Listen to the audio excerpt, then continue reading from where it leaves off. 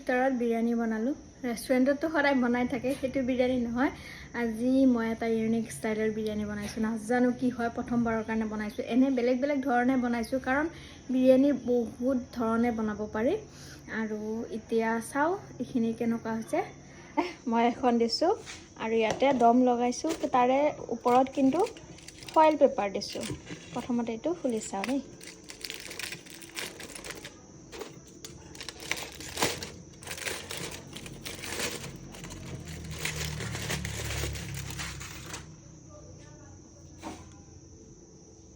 দেখাতটো ধুনীয়াই হৈছে, কিন্তু এতিয়া বাকী কি হৈছে নাজানো। তাৰে আগত আৰু অকণমান মানে